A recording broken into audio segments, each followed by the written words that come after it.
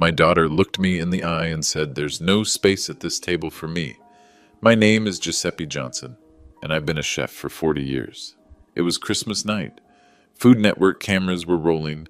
Celebrity judges were tasting recipes from my late wife's collection, recipes my daughter was presenting as her own creations. When they asked about me, she told them I was the prep cook. Basic maintenance work, memory issues. Then came the moment that changed everything. "There's no space at the table for you tonight, Giuseppe." But what she didn't know, I owned everything. The $4 million restaurant, every supplier contract, every business license, all in my name. And I had 40 years of documentation to prove it. So I pulled out an envelope that would end her career in front of 8 cameras. If you're watching this, hit subscribe. I'd love to know where you're from. Ever been betrayed by someone you built up? This is how 40 years of building something ended with one signature. Let me take you back to December 23rd, 6 p.m. Selena's flagship restaurant, Johnson's, was buzzing with a $180,000 Food Network camera setup. Christmas special. Her biggest break yet. I'd been working in that kitchen since 6 a.m., prepping for what Selena called her moment. Same hands that taught her to hold a knife. Same recipes I perfected after my wife Maria died 8 years ago. The camera crew arrived at 5:30. I watched Selena transform into someone I didn't recognize. Designer chef coat, $400. I bought it for her last Christmas. Hair and makeup team, another $800 out of my pocket, though she'd never admit it. "Giuseppe, you need to stay in the back tonight," she told me, not even looking up from her phone. "This is about showcasing my vision." Her vision. The ossobuco recipe. She just got nominated for a James Beard Award? That's Maria's Christmas recipe from 1943. The handwritten card is sitting in my kitchen drawer right now, yellowed with age, written in my late wife's Italian cursive. But I said nothing, just like I had for 8 years. The Food Network producer, a young guy named Derek, started filming B-roll footage. He pointed his camera at me.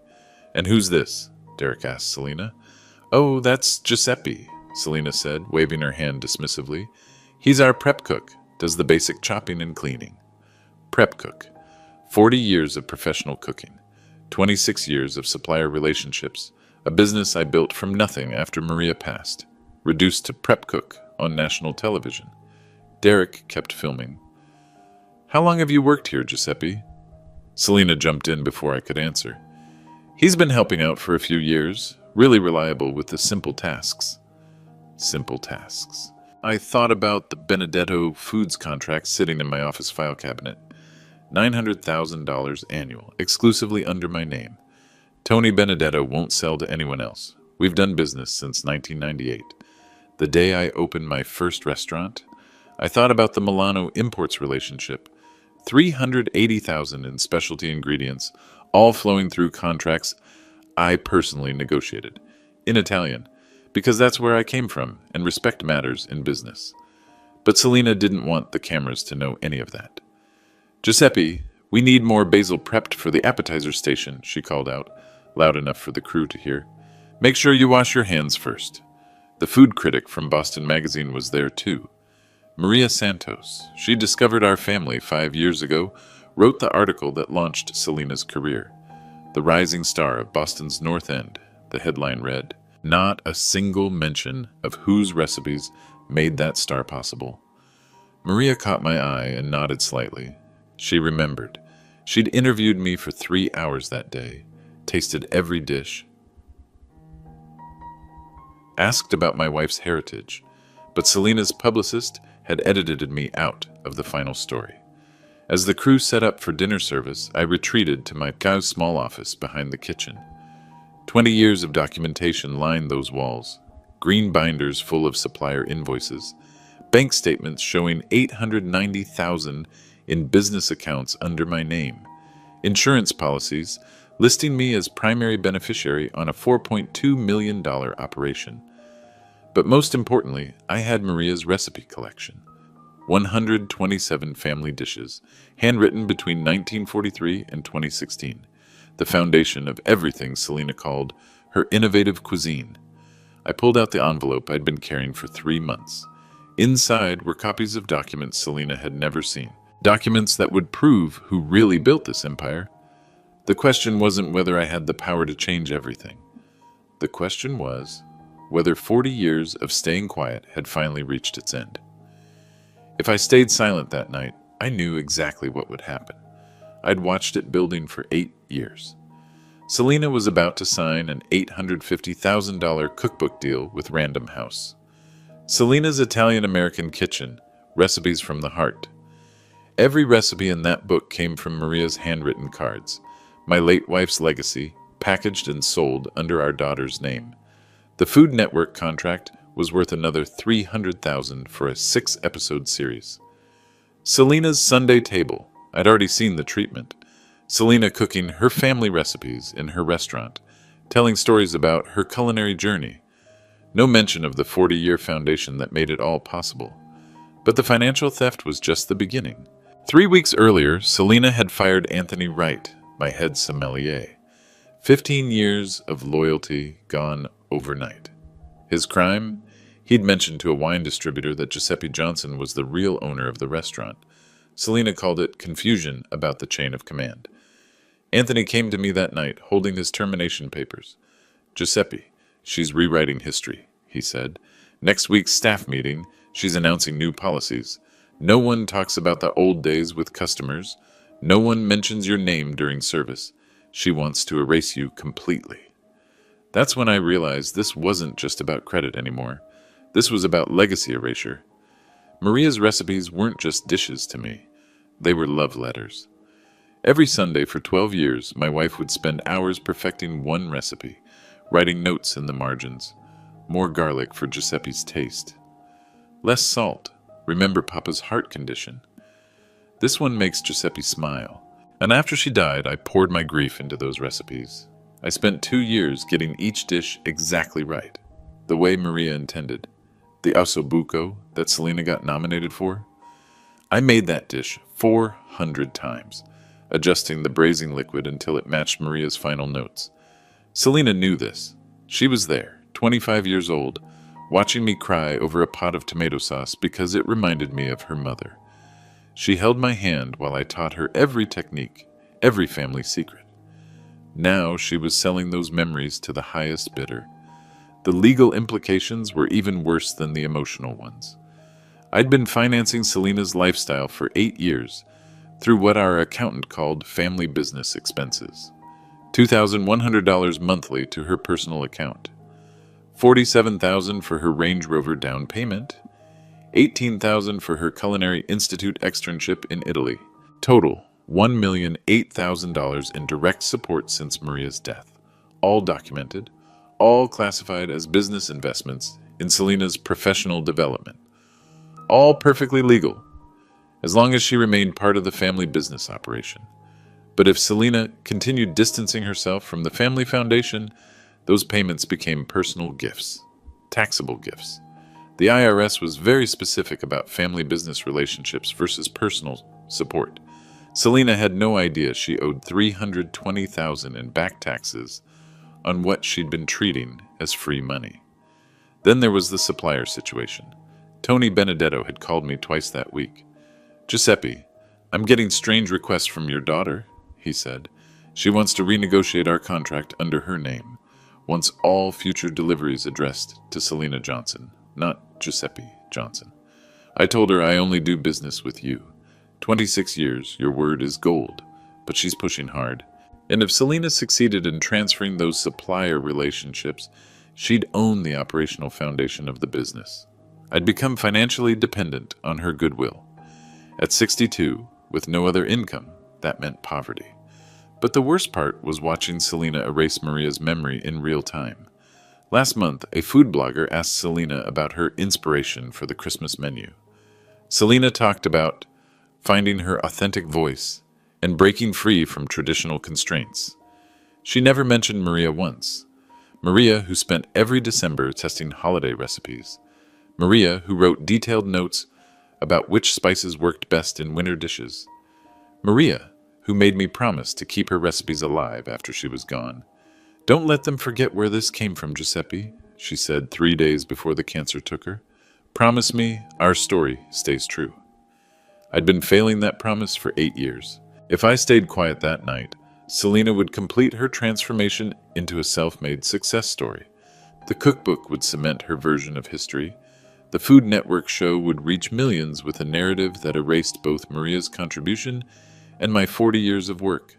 But more than that, I'd be abandoning my responsibility as Maria's husband and Selena's father. Sometimes love requires boundaries. Sometimes protecting what matters means risking everything you've built. That envelope in my pocket contained 40 years of documentation, bank records, supplier contracts, business licenses, insurance policies, proof of who really owned what. The only question left was whether I had the courage to use it. At 7:15, the real filming began. Selena gathered the Food Network crew in the main dining room. 12 place settings, all perfectly arranged. 11 for the cameras and guests. None for me. I watched from the kitchen pass-through as Derek set up the interview. "So, Selena, tell us about tonight's menu," Derek said, his camera rolling. "These are your signature holiday dishes?" "Absolutely," Selena replied, her voice smooth and confident. "Everything tonight represents my culinary evolution, my take on traditional Italian-American cuisine, but elevated for modern palates." Her take. I felt something twist in my chest, but I stayed silent. "And the ossobuco that earned your James Beard nomination?" Selena smiled for the camera. "That dish is very personal to me. It represents my connection to authentic Italian flavors, but with my own innovative touches. The braising technique I developed really makes the difference." Her braising technique, the one I'd taught her letter by letter from Maria's handwritten notes. Derek continued, "I understand this restaurant has deep family roots?" "Well, yes and no," Selena said carefully. "I certainly draw inspiration from family traditions, but this restaurant is really about my vision for contemporary Italian-American dining. I've worked incredibly hard to build something unique here. Something unique. Built on 40 years of my supplier relationships, my business licenses, my financial investment." Then Derek asked the question that changed everything. "Who else is involved in the restaurant operations?" Selena hesitated for just a moment. "I have a fantastic team. My sous chef, my pastry chef, some really reliable support staff." Support staff. Derek's cameraman had been filming me through the pass-through. Now Derek walked toward the kitchen. "And this gentleman? He seems very focused on his work." Selena's voice got sharper. "That's Giuseppe. He handles prep work and basic kitchen maintenance. Been with us for a while." Basic kitchen maintenance. Derek approached me directly. "Giuseppe, how do you enjoy working with Selena?" I looked at my daughter. 40 years of teaching her everything I knew, 8 years of funding her dreams, 26 years of building the supplier relationships that kept her restaurants running. "I enjoy supporting the family business," I said carefully. Selena stepped between Derek and me. "Giuseppe, we need you to focus on prep right now. The appetizer course goes out in 20 minutes. She was dismissing me, on camera, in the business I built. "Of course," I said quietly. "Whatever you need." But as I turned back toward the prep station, Derek kept filming. "Giuseppe, have you been cooking professionally for long?" Selena's jaw tightened. "Derek, maybe we should focus on tonight's menu instead? Giuseppe's more comfortable with kitchen work than interviews." "More comfortable?" Like I was some shy employee instead of the man who taught her how to brunoise vegetables. "Actually," I said, meeting Derek's camera, "I've been cooking for 40 years. Started my first restaurant in 1998. Selena's face went pale. "Giuseppe, we really need those appetizers." "My restaurant?" Derek asked, his interest clearly piqued. "This restaurant," I said simply. "I opened Johnson's in March of 1998. The kitchen went completely silent. Even the dishwashers stopped working. Selena forced a laugh. "Giuseppe likes to joke sometimes. Language barrier, you know. What he means is he's been working in restaurants for 40 years. He's been very helpful here." Language barrier. I'd been speaking perfect English since I arrived in America in 1978, longer than Selena had been alive. Derek looked confused. "So you're not the owner?" Selena stepped forward quickly. "I'm the owner and executive chef. Giuseppe is part of our kitchen team. Very valuable, but he sometimes gets confused about the business structure." Confused? The envelope in my pocket felt heavier. I'm not confused, I said quietly.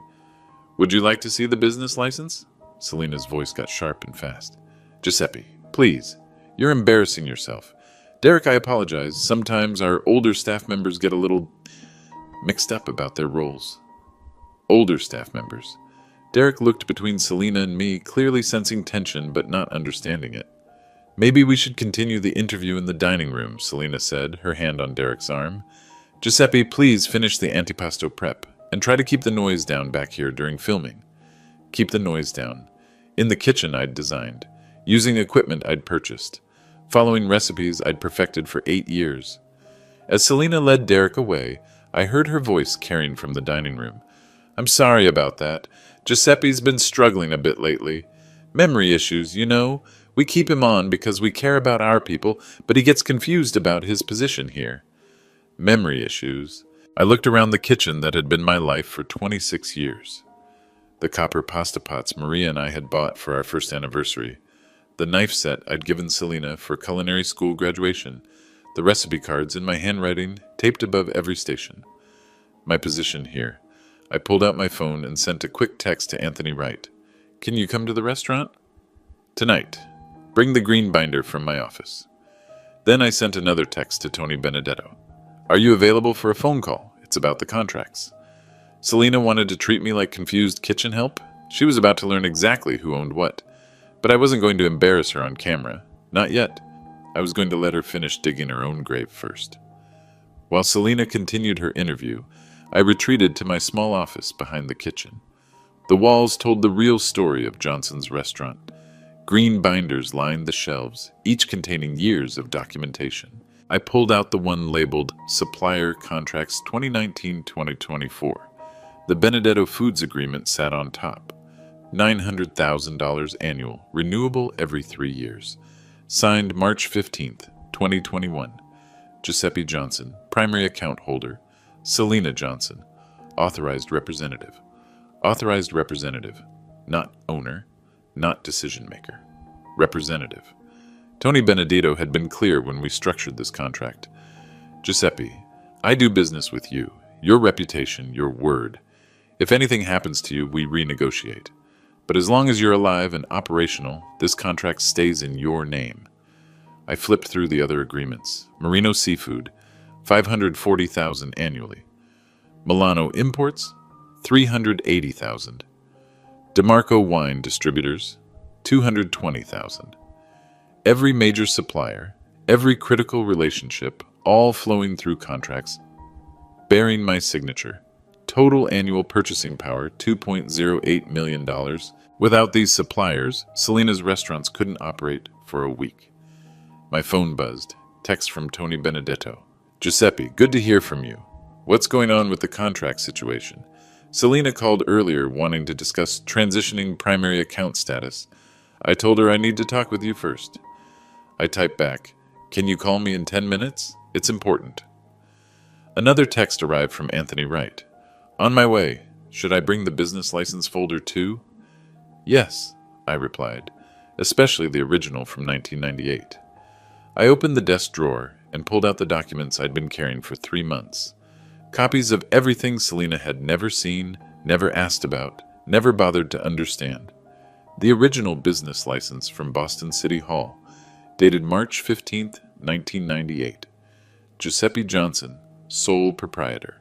The business had been restructured twice since then, but I remained the primary license holder. The property lease for 487 Hanover Street. Giuseppe Johnson, lessee. $18,000 monthly, automatically renewed through December 2026. Selena's name appeared nowhere on the lease agreement. The commercial insurance policy, $2.4 million in coverage, $47,000 annual premium. Giuseppe Johnson, primary insured and beneficiary. Selena listed as key employee, not owner. Most importantly, the banking documents. Giuseppe Johnson, primary account holder on all business accounts. Current balance, $893,412. Selena had signing authority, but only for transactions under $5,000. Everything above that required my authorization. For 8 years, Selina had been operating under the assumption that gradual authority meant ownership. She signed vendor checks, approved staff schedules, made menu decisions. I'd given her increasing responsibility because I wanted her to feel invested in the business. But legal ownership had never transferred. My phone rang. Tony Benedetto. Giuseppe, what's this about Selina wanting to change the contracts? She's trying to remove me from the business relationship, I said quietly. Claims the old contracts are inefficient. Tony laughed. And efficient, Giuseppe, we've done $2.6 million in business over 5 years. No payment delays, no quality issues, no contract disputes. That's the most efficient relationship I have. What did you tell her? I told her I don't renegotiate with employees. If she wants to discuss supplier relationships, you and I need to have that conversation. Owner to owner. Owner to owner. Tony understood the business structure, even if Selina had forgotten it. Tony, if I decided to make changes to our supplier arrangements, how much notice would you need? For what kind of changes? Complete restructuring, different restaurant, different management, different authorized representatives. Tony was quiet for a moment. Giuseppe, are you closing Johnson's? Not closing, changing ownership structure. How much notice? Legally, 30 days. But Giuseppe, we're talking about Christmas week. I've got $7,000 in specialty items ordered for your holiday menu. Selina already approved the delivery for tomorrow morning. I made a note. $7,000 in specialty ingredients, delivered under contracts bearing my signature, for a holiday menu Selina was presenting as her own creation. Don't worry about the holiday delivery, I said, but after January 1st, things might look different. After I hung up, I sat staring at the documents spread across my desk. 40 years of careful, methodical business building. Every contract properly structured, every relationship honestly maintained, every legal requirement meticulously followed. Selina thought she was the star of tonight's show. She had no idea she was about to become a guest in her own restaurant. At 8:30, the dinner service began. Derek and his camera crew filmed every course, with Selina narrating her culinary philosophy between each dish. The antipasto course went out first. Burrata with honey truffle oil, prosciutto di Parma, and roasted peppers. I'd been making this exact combination since 1999. This represents my approach to Italian-American cuisine, Selina told the camera, taking traditional elements but elevating them with modern techniques and premium ingredients. Premium ingredients sourced through my contracts with Milano Imports. Techniques I'd taught her step by step. The second course was worse. Handmade pappardelle with wild boar ragu. This pasta recipe took me 3 years to perfect, Selina said, twirling the noodles for the camera, getting the texture exactly right, balancing the richness of the ragu with the lightness of the pasta. 3 years to perfect. I looked down at Maria's recipe card, dated December 1994. Her handwriting, Giuseppe's favorite, make extra for Sunday dinners. But the James Beard-nominated ossobuco was what finally broke my silence. Selina presented the dish like a masterpiece, explaining her innovative braising technique and unique spice blend to Derek and the 3 celebrity guest judges. This dish represents everything I am as a chef, she said.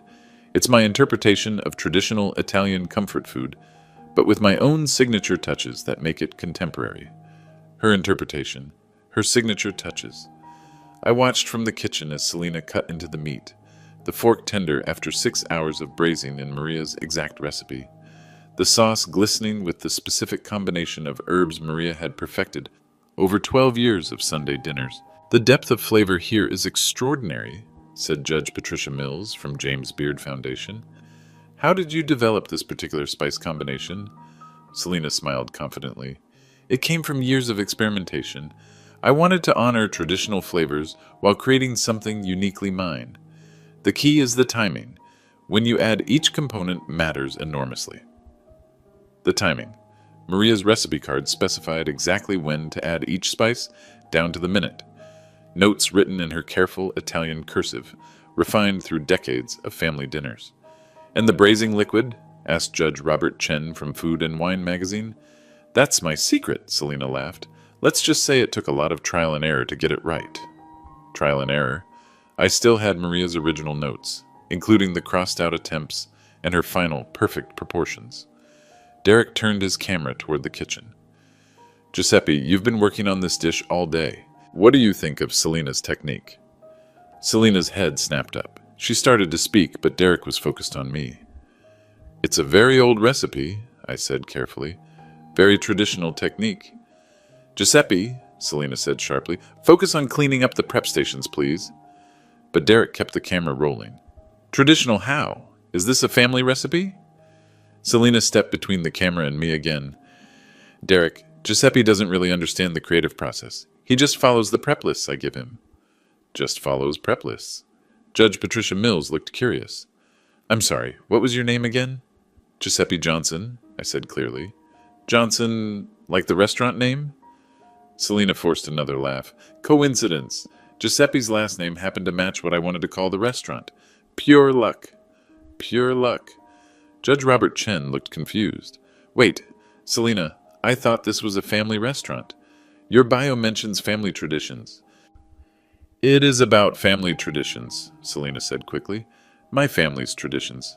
Giuseppe he's been helpful with some of the basic preparations. Basic preparations. Like perfecting Maria's recipe for 3 years after her death. Like teaching Selena every technique she'd use tonight. Actually, Judge Patricia said, Giuseppe, how long have you been cooking? 40 years, I said. I started my first restaurant in 1998. Selena's face went red. Giuseppe, you're confused again. Please go check on the dessert station. But Patricia Mills was a professional food writer. She recognized something was wrong. I'm sorry, Selena, but I'm confused now too.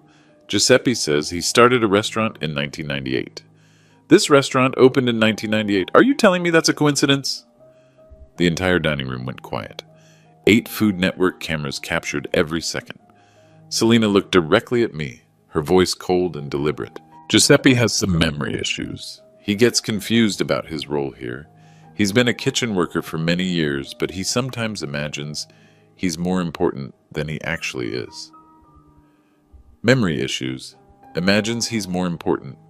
In front of 3 James Beard judges, in front of Food Network cameras, in front of the media critic who'd originally discovered our family. That's when Maria Santos, the food writer from Boston Magazine, spoke up. Actually, Selena, I interviewed Giuseppe extensively when I wrote about this restaurant in 2019. He was very clear about the restaurant's history and his family recipes. Selena's smile became frozen. Maria, you know how these things work. Sometimes sources get confused about their contributions. Sources get confused. She was calling me a confused source. In the business I built, using recipes from my dead wife's collection. Derek looked between Selena and me, clearly sensing a story bigger than a simple cooking show. Giuseppe, Derek said, can you tell us about your role in this restaurant? Selena cut me off before I could answer. Derek, I really think we should focus on the food tonight. Giuseppe isn't comfortable with interviews, and honestly, this is getting uncomfortable for everyone. Then she looked directly at me, her voice sharp enough to cut glass. Giuseppe, there's no space at this table for you tonight. This is about my achievements, my restaurant, my future. Maybe you should go home early. No space at this table. 8 Food Network cameras recorded those words. 3 James Beard judges heard them. Maria Santos, who knew our real story, sat in stunned silence. My own daughter, telling me to leave the restaurant I built, on camera, in front of the industry that had respected my work for 40 years. That's when I reached into my pocket and pulled out the envelope. Actually, Selena, I said quietly, I think there might be some confusion about whose table this is. The silence in that dining room was absolute. 8 cameras rolling, capturing every face, every breath. Derek lowered his handheld camera, but kept it recording. Professional instincts told him something major was happening. I'm sorry, Giuseppe, what did you say? Judge Patricia Mills asked. Selena's voice was sharp with warning. Giuseppe, please don't embarrass yourself further. I opened the envelope slowly, deliberately. 40 years of documentation. Every piece legally notarized, properly filed, meticulously maintained. I said there might be confusion about whose table this is, I repeated, my voice calm and clear. Because this is my restaurant. Selena laughed, but it sounded forced. Derek, I'm so sorry about this. Giuseppe has been having some difficulties lately. Delusions about ownership. We've been trying to help him, but this is the original business license, I said, pulling out the first document. Giuseppe Johnson, sole proprietor, filed March 15th, 1998 with Boston City Hall. I placed it on the table where everyone could see it. Derek's camera zoomed in on the document. The official seal was clearly visible. This is the current business license, I continued, producing a second paper. Updated 3 times, most recently in 2022. Giuseppe Johnson, primary license holder. Selena's face had gone white. Those are old documents. The business structure has changed. You're right, I said. It has changed. Would you like to see the LLC filing from 2020? I placed the next document on the table. Johnson Restaurant Group LLC, Giuseppe Johnson, managing member and majority owner. Selena Johnson, employee and authorized representative. Judge Robert Chen leaned forward to read the document. This says Selena Johnson is listed as an employee, not an owner. That's correct, I said. She has signing authority for daily operations under $5,000. Anything above that requires my approval. Derek kept filming as I pulled out more documents. This is the property lease, 487 Hanover Street. Giuseppe Johnson, primary lessee, $18,000 monthly rent, automatically renewed through December 2026. Selena found her voice. Giuseppe, stop. You're humiliating both of us. This is the commercial insurance policy, $2.4 million in coverage. Giuseppe Johnson, primary insured and beneficiary, $47,000 annual premium, paid from business account number ending in 4157. I looked at Selena directly. The account you have signing authority on, but don't own. Maria Santos was taking notes rapidly. Judge Patricia Mills had her phone out, clearly photographing the documents. These are the supplier contracts, I continued, placing 4 thick folders on the table. Benedetto Foods, $900,000 annually. Marino Seafood, $540,000. Milano Imports, $380,000. DeMarco Wine Distributors, $220,000. Derek's camera captured each folder as I opened them. Every contract bears my signature as primary account holder. Selena is listed as authorized representative only. Without my approval, these suppliers won't deliver a single ingredient. The room was dead silent, except for the soft whir of camera equipment. And these, I said, pulling out Maria's recipe collection, are the recipes Selena has been calling her own creations. I opened to the ossobuco recipe card. Maria's handwriting was clearly visible, dated December 19th, 94.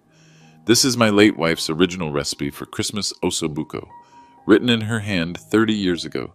The recipe Selena just got nominated for a James Beard Award. Judge Patricia Mills stood up to examine the recipe card more closely. This is definitely decades old. The paper, the ink, the handwriting style. There are 127 recipes in this collection, I continued, all written by Maria Johnson between 1943 and 2016. Every dish Selena serves in this restaurant came from these cards. Selena's voice was barely a whisper. Giuseppe, please stop. This is the bank statement from our primary business account, I said, placing the final document on the table. Giuseppe Johnson, primary account holder.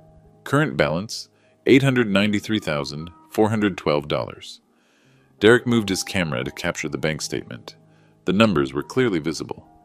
Selena has been taking a salary of $4,800 monthly from this account. She also receives what she calls business expenses, another $2,100 monthly for her personal account. Car payment, apartment rent, health insurance, all paid from business funds. So I looked around the table at 8 stunned faces. Total compensation, $82,800 annually plus benefits. For an employee position in a restaurant she doesn't own, using recipes she didn't create, with suppliers she doesn't control. Judge Robert Chen was photographing documents with his phone. This is extraordinary. Selena, were you not aware of these ownership structures? Selena's mouth opened and closed, but no words came out. Derek stepped closer with his camera. Giuseppe, why are you sharing this information now? Because 40 years of building something means it should survive honestly, I said. My wife Maria died 8 years ago. I promised her I'd keep her recipes alive, keep her memory honored. I thought helping Selena succeed was the right way to do that. I gestured toward the cameras. But having my contributions erased, my wife's legacy stolen, my own work dismissed as confused kitchen help, that's not honoring anything. Maria Santos had stopped taking notes. She was staring at Selena with something approaching disgust. "Selena," Patricia Mills said quietly, "how do you explain this?" Selena looked around the room desperately. It's complicated. Giuseppe is technically the legal owner, yes, but I've been running the creative and operational side for years. I've built the reputation, the brand, the customer base. Using whose recipes? I asked gently.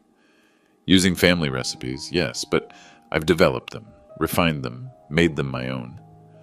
Like the ossobuco that earned your James Beard nomination? Selena's voice got smaller. I perfected that dish through years of testing. I opened Maria's recipe folder to another card. This is Maria's note from December 20th, 1994. She writes, "Giuseppe loves this version best. Use less garlic, more rosemary. Perfect for Christmas dinner." I turned to another card. December 15th, 1995. "Giuseppe says the sauce needs more wine. He's right. This is the final version." I looked at Selena. "Your grandmother spent 12 years perfecting that recipe. I spent 3 years after she died, getting it exactly right according to her notes. You spent 0 years creating it." The Food Network cameras captured every word, every facial expression, every moment of realization. Derek asked the question everyone was thinking. "Selena, what happens now?" Selena looked at me with something between desperation and anger. "Giuseppe, we can work this out privately. We don't need to air family business on camera." "You made it public business when you erased me from the story," I said calmly. "When you called me confused kitchen help. When you told national television there was no space at this table for me." I gathered the documents back into the envelope. "But you're right about one thing. We can work this out, just not the way you think." I pulled out one final document from the envelope, a single sheet of paper I'd been carrying for 3 months. "This is a business relationship termination letter," I announced to the room, "prepared by my attorney in September, just in case this day ever came." Selena's eyes went wide. "Giuseppe, what are you doing?" Derek kept his camera focused on me as I placed the document on the table where everyone could read it. "Effective immediately, Selena Johnson's employment with Johnson Restaurant Group LLC is terminated. Her authorized representative status with all suppliers is revoked. Her access to business accounts is suspended. Her signing authority is canceled." Judge Patricia Mills read over my shoulder. "This is a formal employment termination notice." "It is," I confirmed, "legally binding as soon as I sign it." Selena stood up quickly. "You can't do this. Giuseppe, you can't destroy everything we've built." "I'm not destroying anything," I said calmly. "I'm reclaiming what was always mine." I pulled out a pen from my jacket pocket, the same Mont Blanc pen Maria had given me for our 20th anniversary, the one I'd used to sign every important document for the past 15 years. "Giuseppe, please," Selena said, her voice breaking. "We can fix this. We can restructure the business properly. Give me credit for what I've contributed." I paused, pen hovering over the signature line. "What have you contributed, Selena?" The question hung in the air. 8 cameras captured her struggle to answer. I've built the brand, the reputation, the customer base. Using whose recipes? Family recipes, but whose supplier relationships? Yours, but I've maintained them. Whose business license? Giuseppe, please. Whose money funded this restaurant for 8 years? Selena's voice got desperate. "You're my father. That's what fathers do. They support their children's dreams." I looked at her for a long moment. "Yes, that's what fathers do. But what do daughters do? Do they honor that support? Do they acknowledge the foundation they're standing on? Do they respect the people who made their success possible?" Derek's camera captured the tear rolling down Selena's cheek. "Or do they erase their father's contributions and call him confused kitchen help on national television?" I signed the document with slow, deliberate strokes. Giuseppe Johnson, the signature that had built this empire, the signature that was now ending Selena's role in it. Judge Robert Chen spoke softly. "What happens to the restaurant now?" I folded the termination letter and handed it to Selena. "The restaurant continues, under proper management, with honest attribution, and with respect for the people who created it." Selina stared at the paper in her hands. Giuseppe, I have nowhere else to go. This is my entire career. You're a trained chef, I said gently. You have skills. You can build something of your own, honestly, this time. But you can't build it here, on my foundation, using my wife's recipes, while pretending I don't exist. Derek stepped closer with his camera. Giuseppe, what's your plan for Johnson's moving forward? I looked around the dining room, the space Maria and I had designed together, the tables where we'd hosted hundreds of family celebrations, the kitchen where I'd taught Selina everything she knew. I'm reopening as Maria's Kitchen, I said, honoring my wife's memory properly, using her recipes with full attribution, employing people who understand the difference between collaboration and theft. Anthony Wright appeared in the dining room doorway carrying the green binder I'd requested. He'd been waiting in the parking lot for my text. Anthony, I called out, would you like your job back? Anthony looked at Selina, then at me, then at the Food Network cameras capturing everything. Yes, sir, Mr. Johnson. It would be an honor. Selina's voice was barely audible. What about the Food Network contract? The cookbook deal? I turned to Derek. The contracts are in Selina's name, correct? Derek nodded. Yes, with Selina, Johnson, and Johnson's restaurant. Then they're null and void, I said simply. Selina Johnson no longer works for Johnson's restaurant, and Johnson's restaurant will be closing for restructuring in January. Judge Patricia Mills was still taking notes. This is unprecedented. I've never seen ownership revealed this way. Giuseppe, Selina said, her voice hollow, I need to get my things from the office. Of course. Anthony will escort you. Take your personal items. Everything else stays. Selina looked around the room one more time. The restaurant she'd thought was hers. The success she'd believed she'd earned. The recognition that was about to evaporate. I'm sorry, she whispered. I nodded. I know you are. But sorry doesn't rebuild trust. Actions do. Derek kept his camera rolling as Selina walked toward the kitchen. 8 years of gradually increasing responsibility, ending with one signature on one piece of paper. Giuseppe, Derek said, any final thoughts for our viewers? I looked directly into the camera. Respect the people who build your foundation. Credit the hands that teach you. Honor the recipes that feed your success. And remember, ownership isn't about who gets the spotlight. It's about who signed the papers. The Food Network. Christmas Special had just become something entirely different. Within 48 hours, the story had exploded across every food industry publication in America. Derek's producer called me personally on Christmas morning. Giuseppe, Food Network wants to scrap the original Christmas Special and do a documentary instead. The real story behind Johnson's restaurant. Are you interested? I declined. Maria would have wanted dignity, not drama. But the consequences for Selina were immediate and devastating. Random House canceled the cookbook deal on December 26th. Their legal department cited misrepresentation of intellectual property ownership and failure to disclose recipe sources. $850,000 gone. The James Beard Foundation withdrew Selina's nomination on December 28th. Upon review of new information regarding recipe attribution, we cannot in good conscience maintain this nomination. Their statement was diplomatic but clear.